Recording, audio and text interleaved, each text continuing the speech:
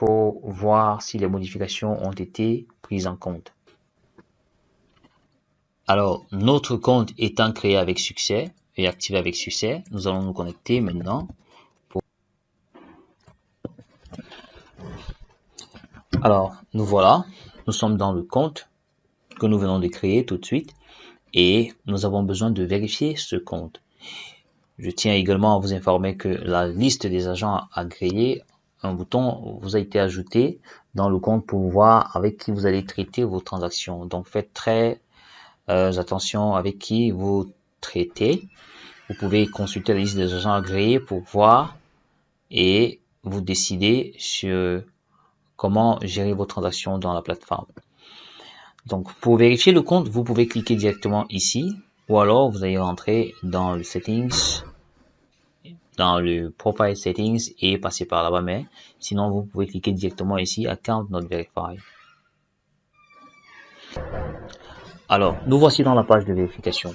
Une chose à savoir est que les pages ou alors les cases, les champs portant déjà vos noms ne sont pas modifiables.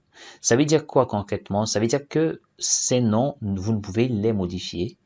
Et non seulement vous ne pouvez les modifier, vous ne pouvez pas soumettre une demande de vérification si les noms que vous avez utilisés lors de la création de votre compte ne sont pas les mêmes noms que la pièce d'identité ou alors votre document de vérification que vous allez renseigner.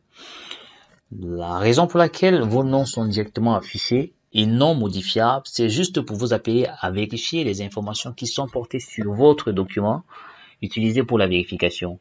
Il faudrait vous rassurer que les noms qui sont présents sur votre pièce d'identification sont les mêmes noms qui sont présents dans votre compte. Si vous constatez qu'il y a un problème ou alors qu'il y a un nom qui manque, n'hésitez pas à aller sur le site du support. Faites d'abord la demande de modification de nom. Par exemple, vous allez écrire bonjour cher support, en créant mon compte, j'ai omis de mettre le nom Jean, et le système va aller, n'est-ce pas, mettre le nom Jean. Donc, ne faites pas la vérification si les informations ne concordent pas parce que votre demande sera rejetée. Vérifiez toujours. C'est pourquoi il est très crucial, il est très important que dès le départ de la création de votre compte, que vous vous rassurez d'avoir mentionné les informations exactes. Sinon, vous serez buté au niveau de la vérification. Alors, vous allez sélectionner votre pays, votre type de document de vérification.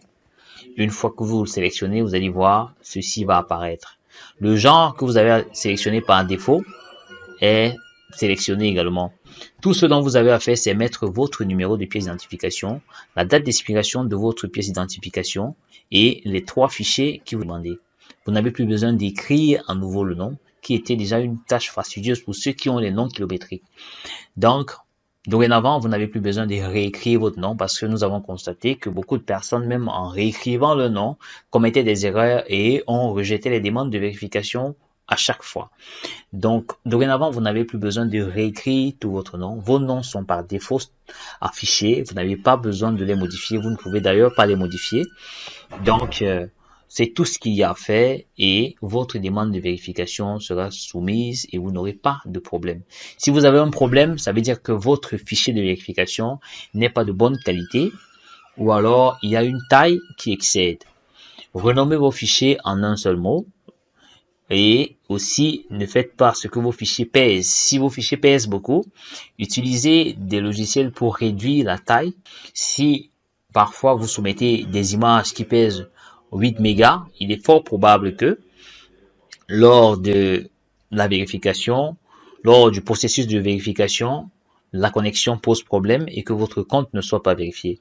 Donc, il est très important de prendre en compte cela. On dit la taille maximale du fichier doit être de 1 mégabit et il ne doit pas excéder. Donc, si vous pouvez utiliser les logiciels pour réduire la taille des images, ce serait vraiment un plus et je vous assure que vos demandes de vérification seront très bien reçues et traitées dans les plus brefs délais. Alors, n'hésitez pas, si vous avez des difficultés, allez sur le site du support à l'adresse support.gtsa.net et Cliquez sur ce bouton Submit Request pour soumettre votre requête et nous les traitons dans les plus brefs délais. Donc, merci d'avoir suivi cette vidéo et à très bientôt.